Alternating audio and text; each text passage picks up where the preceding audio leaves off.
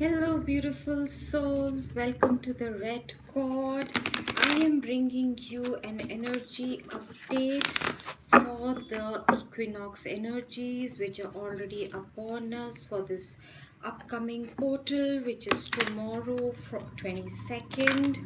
And the energies have been very intense coming down. A lot of people have been feeling extreme fatigue, very intense headaches, drowsiness, change in sleep and eating patterns, nausea, all kind of aches, pains, and frequent urination, for example, purging, being triggered. um, so we are just going to check in. What do we need to surrender? What is being worked on in our causal body, our physical body, our chakras? What kind of activations are we getting? What do we need to keep our focus on? And also get a couple of messages from the universe, from our higher selves, that we really may need at this time. And I'll just shuffle once more. Okay, so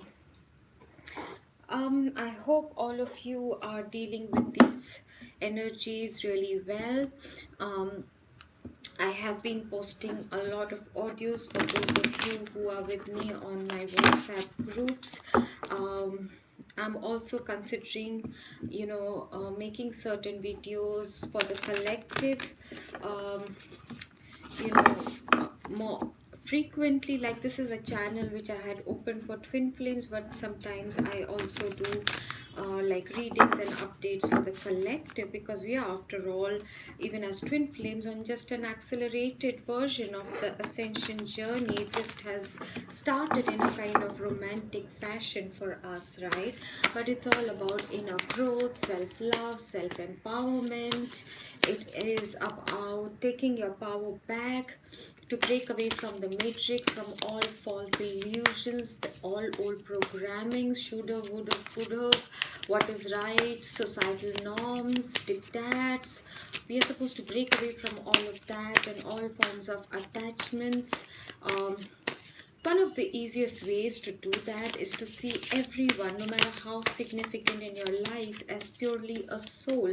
Take away all the labels of friend, relative, family, parents, teacher, guru, all of that, and see them purely as just a soul, and know that these dynamics have been going on and on and on since lifetimes. Okay, sometimes they have been your enemies, they volunteered to be your enemies to bring you certain lessons. Sometimes they've been your parents, sometimes your children, sometimes something else, your lover. So it is not about the role they are playing currently. It is about staying above all of that in unconditional love, without just going into uh the dramas, the matrix dramas, and which keep you trapped, which keep you in guilt, which keep you in obligation, and hence you do things against what your soul is guiding you to. So that is one of the very crucial lessons vis-a-vis ascension. It's not that what you have learned before was incorrect. From moving from lower 3D to higher 3D, certain scriptures, certain norms were required. After that, moving from higher 3D to lower 4D, certain things, certain teachings, certain spiritual gurus, or certain things, they assist you as well. But then you have to rise and continue rising even above that. So when you are, for example, in 4D, and the polarity becomes very obvious, and being still not high enough to merge the polarities and the dualities, one becomes judgmental. And whatever worked for them, they tell you, don't do that, don't eat non-veg, be celibate, you need to do XYZ rituals. Because in 4D you're able to perceive the dark energy forces as well. Sometimes people start seeing people, things, entities, all of that. And so that makes them also somewhere afraid. They're supposed to overcome the fear, not become, barricaded, and start sticking to certain things to avoid. All right. So when you rise higher than that, you suddenly realize even that was just a game. Okay. So let's get started with the reading. Today might be slightly longer than my usual because this is not one of the timeless ones. This is specifically for the equinox, for the portal, for this full moon. And yes, for this full moon, it is the harvest full moon. So in your rituals, make sure you are releasing any blockages within you that are preventing you from living a life of abundance. Use this time, this is very powerful full moon, to clear your crystals if you work with crystals, to use affirmations, to clear out obstacles, baggages, old habits. Okay, anything that is not serving you, this is a great time to detach from it, to cut the cords. And definitely make sure over the next period of 5 days or so you make time to meditate every day, even if it's for just few minutes.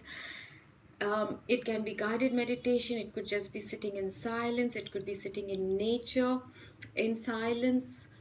Just make sure that you are connecting with your insights, because your intuition is going to really speak to you, show you certain realities. Okay, so what are we surrendering, or we are being asked to surrender during this period? Surrender the idea you can fix someone. Yesterday, I had done a reading and this card had come out at that time too, but I do shuffle. And so this is something for a certain bandwidth, who are trying, waiting for someone, because they think by using logic, by explaining things to them, by showing them the way, they can fix them, mend them, kind of uh, undamage them somehow, and make them see the light, make them come to awareness using logic, ration, explanations, using emotions. And it is not going to work. And this might be a specific message for some of you. It is time for a relationship to shift. It doesn't work to try to fix someone.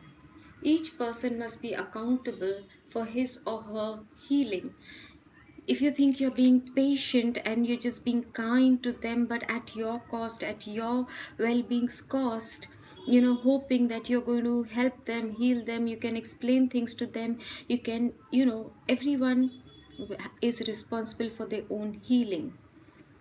You mustn't do things that are taking away, inner peace from you, your power from within you, putting up with someone's bullshit or toxic behavior because you think, oh, but this person doesn't know any better.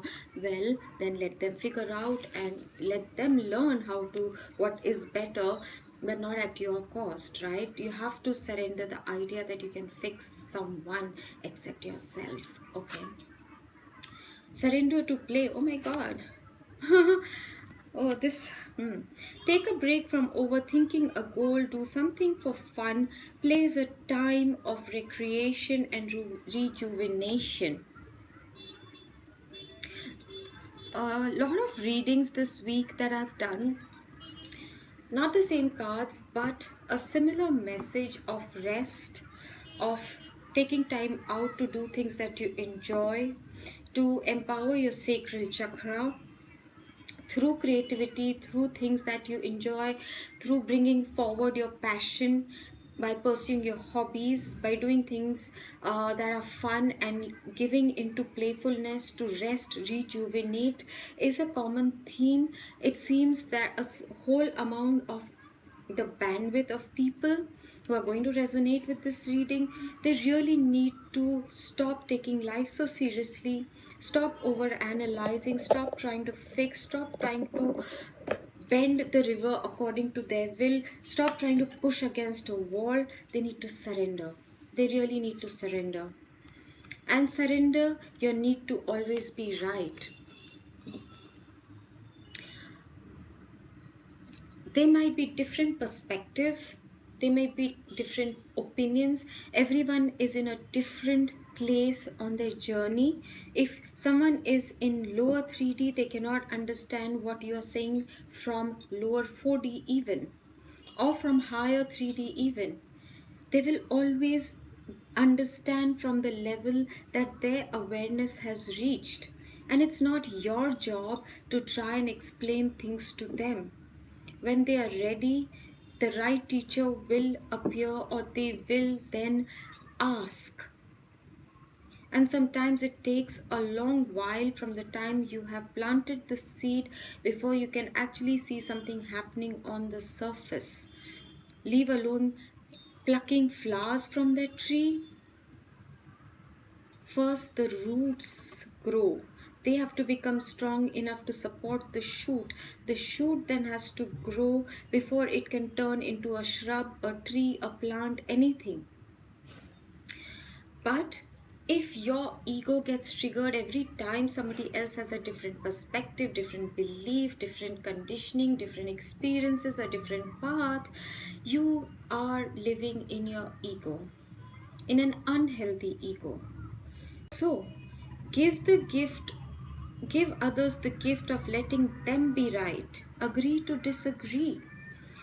Be yielding, not rigid. Be open minded. Be flexible. Be in a state of osmosis. Don't make your boundaries so rigid that nothing new can ever enter.